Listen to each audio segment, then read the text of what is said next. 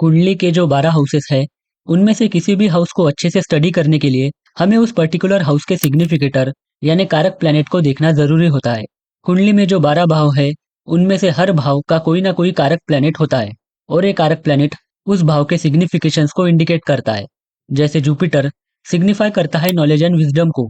सो किसी particular house के significations में कमी होगी या वृद्धि, ये उस हाउस के कारक प्लैनेट की प्लेसमेंट से पता चलेगा। अगर वो प्लैनेट वेल प्लेस है, तो उस हाउस के जिस हाउस का वो कारक है, उससे रिलेटेड अच्छे रिजल्ट्स मिलेंगे।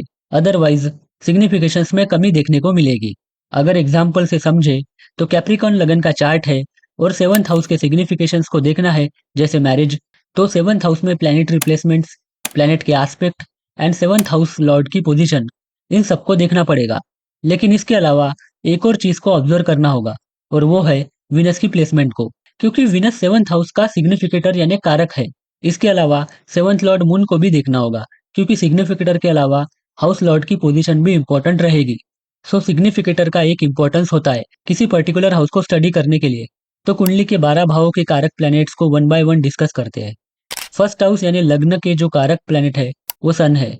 सन हमारी हेल्थ, पर्सनैलिटी, सेल्फ और सोल के कारक है। सेकंड हाउस ये वेल्थ, फैमिली और स्पीच को डिनोट करता है, और जुपिटर इस हाउस के कारक बनते हैं। थर्ड हाउस के कारक मार्स है, क्योंकि थर्ड हाउस ये courage, hard work, younger siblings and small group of friends का होता है। तो कुंडली में मार्स का वेल प्लेस होना जरूरी है, नहीं तो फिर इन सिग्निफिकेशंस में कमी देखने को मिलेगी। फोर्थ हाउस ये मदर, हाउस, माइंड और इमोशंस को डिनोट करता है, तो इस हाउस के कारक मून बनते हैं। अगर मून कुंडली में वीक है, तो फिर कहीं ना कहीं ओवर थिंकिंग और नेगेटिव इमोशंस रहते हैं।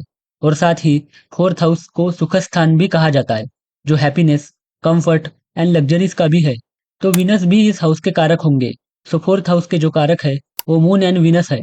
फिफ्थ हाउस ये नॉलेज, एजुकेशन एंड क्रिएटिविटी का है, क्योंकि गुरु से ही नॉलेज एंड एजुकेशन प्राप्त होता है। सो इस हाउस के कारक जुपिटर होंगे। सिक्स्थ हाउस ये रोग ग्रीन शत्रु का भाव है, इसके कारक सैटर्न एंड मार्स होंगे। सिक्स्थ हाउस से हम सेवा, सर्विस और नौकरी को देखते हैं, और शनि इसके कारक होंगे। साथ ही शनि सिक्स्थ हाउस में चैलेंजेस एंड ऑब्स्टेकल्स को डिनोट करते हैं, और दूसरी तरफ मार्स एनिमीज को डिनोट करता है। और साथ ही मार्स को एक प्रोटेक्टर के रूप में देखा जाता है, जो एनिमीज से प्रोटेक्ट करता है। सो सिक्स्थ हाउस के कारक सैटर्न एंड मार्स होंगे।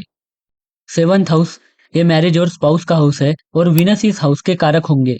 एट्थ हाउस ये age, delay, misery, sufferings and transformation को इंडिकेट करता है, और इस हाउस के कारक शनि होंगे।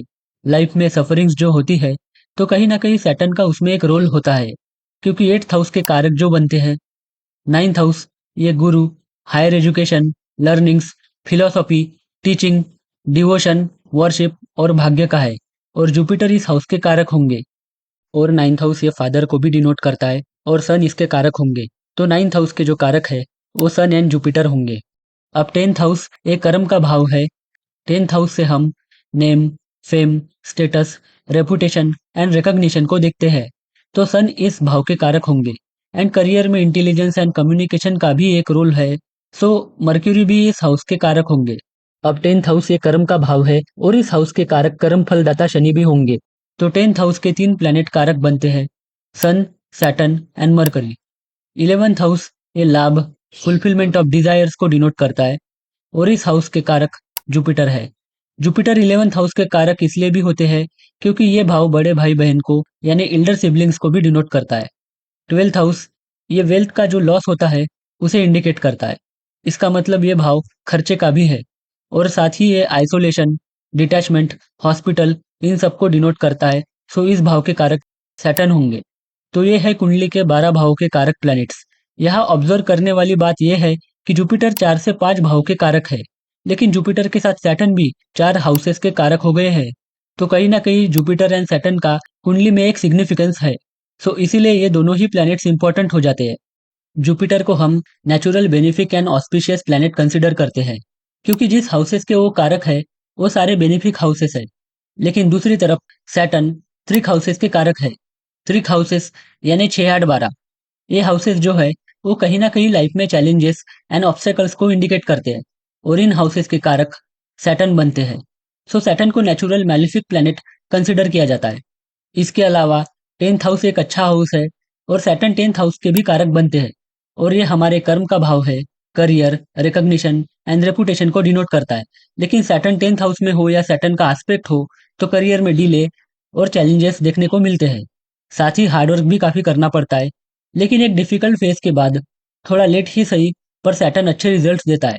सैटर्न एक अच्छा लॉन्ग लास्टिंग करियर देता है और अपने हार्डवर्क से ऐसा व्यक्ति अपने प्रोफेशन में राइज करता है।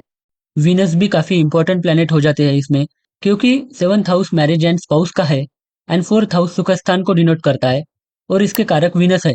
मटेरियलिस्टिक प्लेजर्स के लिए वीनस का वेल प्लेस होना जरूरी है।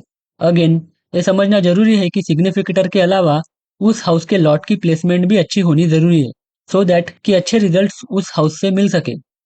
आई होप ये जानकारी अच्छी लगी होगी। Thanks for watching.